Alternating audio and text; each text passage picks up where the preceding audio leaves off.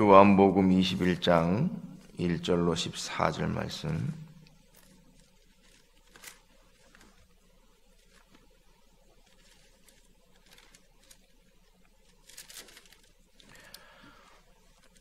교독하겠습니다. 요한복음 21장 1절로 14절입니다. 제가 먼저 1절 말씀을 읽겠습니다.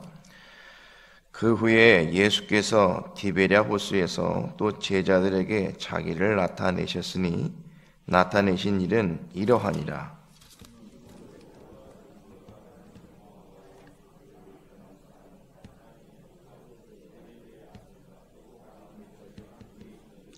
시몬 베드로가 나는 물고기 잡으러 가노라 하니 그들이 우리도 함께 가겠다 하고 나가서 배에 올랐으나 그날 밤에 아무것도 잡지 못하였더니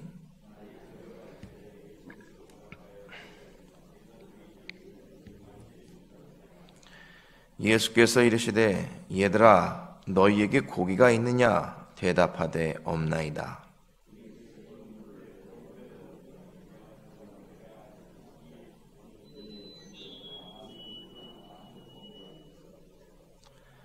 예수께서 사랑하시는 그 제자가 베드로에게 이르되 주님이시라 하니 시몬 베드로가 벗고 있다가 주님이라 하는 말을 듣고 겉옷을 두른 후에 바다로 뛰어내리더라.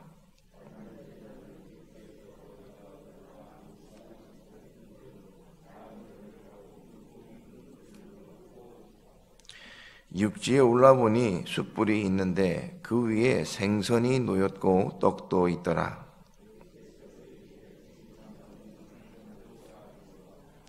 시몬 베드로가 올라가서 그물을 육지에 끌어올리니 가득히 찬 물고기 153마리라.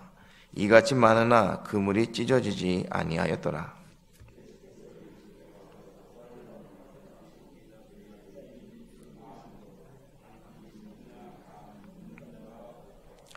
예수께서 가셔서 떡을 가져다가 그들에게 주시고 생선도 그와 같이 하시니라.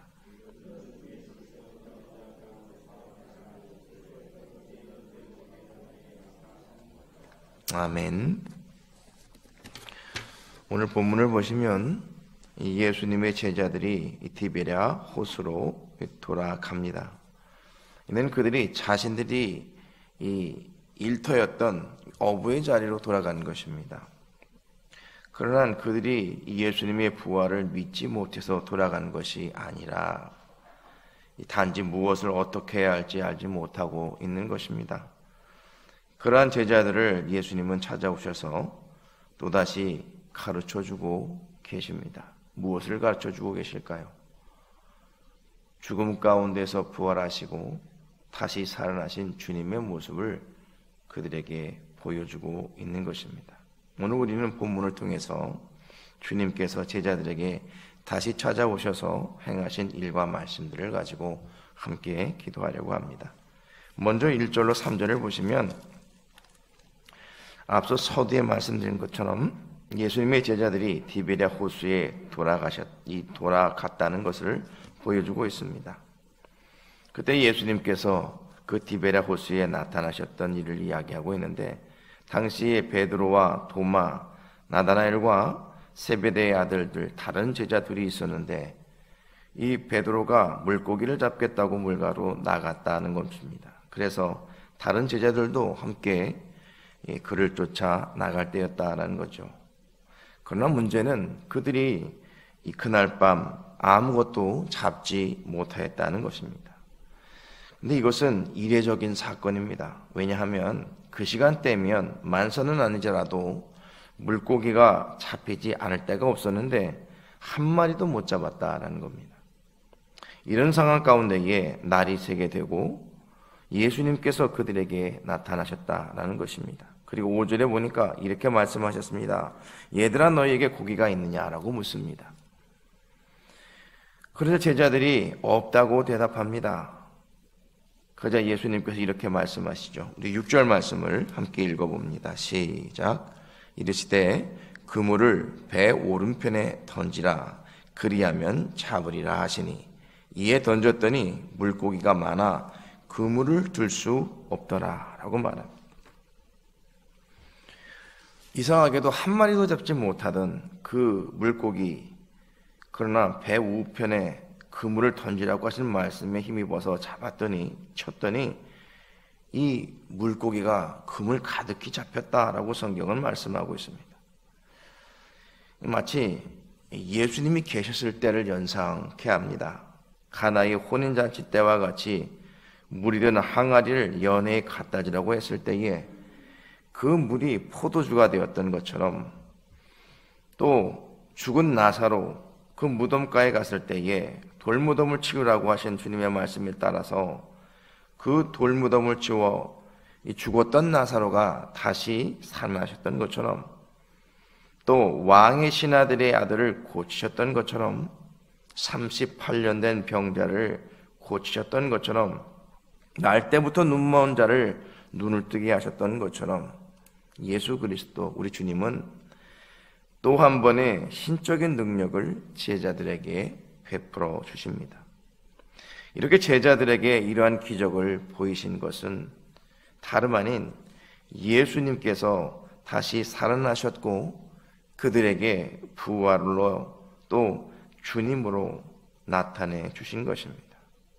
다시 살아나셔서 당시에 살아계셔서 행하셨던 그 놀라운 기적이 그들의 눈앞에 보여지니 그들은 다시 사신 예수님을 확인할 수 있었고, 또 그들 앞에서 생명의 주님이심을 보여주셨다라는 것입니다.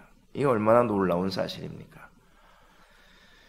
여기에 요한은 주님이라고 외칩니다. 주님께서 우리들 눈앞에 보여주신 것을 보고 주님이라고 외쳤고, 베드로는 겉옷을 두른 후에 바다에 뛰어내립니다. 나머지 제자들도 그물로 잡은 물고기가 담긴 배를 끌고 육지에 이르렀는데 그곳에는 예수님께서 생선과 떡을 굽고 계셨습니다. 예수님은 잡은 생선을 가지고 오라고 하셔서 배 위에 잡은 생선을 가지고 오시는데 그 잡은 생선이 153마리나 되었다라고 합니다. 여기서 우리가 생각할 수 있는 바는 잡은 것이 아무것도 없는 가운데에 그 말씀에 순종하였더니 한가득 물고기를 잡았다라는 데 있습니다. 이것은 바로 우리에게 생명을 주시는 하나님이시라는 것을 분명히 보여주고 있는 것이죠. 뿐만 아니라 주님은 숯불에 생선과 떡을 올려놓으시고 제자들을 초대하고 계십니다. 그리고 뭐라고 말씀하십니까? 와서 조반을 먹으라고 말씀하십니다.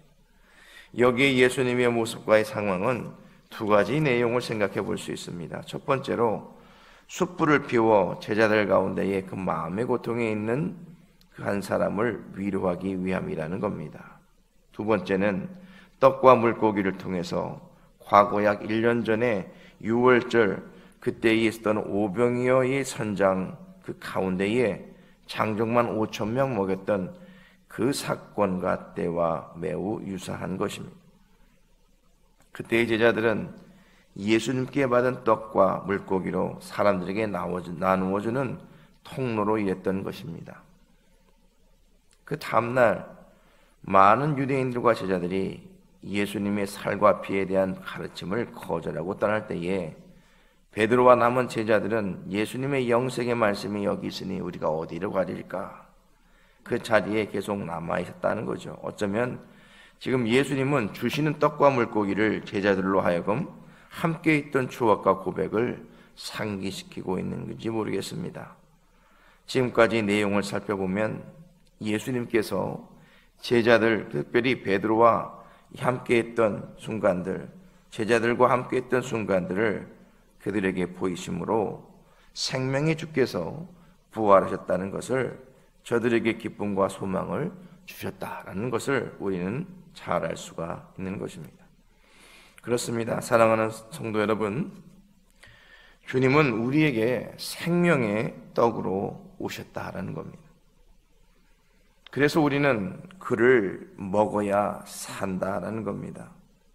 그래서 주님은 날마다 우리를 초대하고 계시는 겁니다. 와서 조반을 먹으라는 말씀은 친히 자신의 생명을 생명의 양식으로 주셨다는 것을 의미하는 겁니다. 그래서 우리는 늘 예수 그리스도를 마음에 모셔야 하는 것입니다. 아니, 그 안에서 함께 살아야 하는 것입니다. 그래야 우리가 그 안에서 교제가 있게 되며 그와 함께 더불어 먹고 살게 되는 것입니다. 사랑하는 성도 여러분, 오늘 새벽에 우리는 그와 함께 교제하려고 이 가운데에 나오신 줄로 믿습니다. 그의 말씀을 통해서 그분이 누구시며 그분이 어떠한 분이심을 잘 깨달아 오늘도 주님과 함께 먹고 마시는 교제가 있어야 할 줄로 믿는 것입니다. 바라기는 오늘 새벽에도 주님께서 디베라 호수에서 제자들에게 나타나셔서 아침에 이 숯불에 굽는 떡과 물고기를 먹이시는 예수님을 발견하시고 오늘 이 새벽에도 하나님이 주시는 은혜가 저와 여러분들 가운데 있기를 예수님의 이름으로 축원을 드립니다. 기도하겠습니다.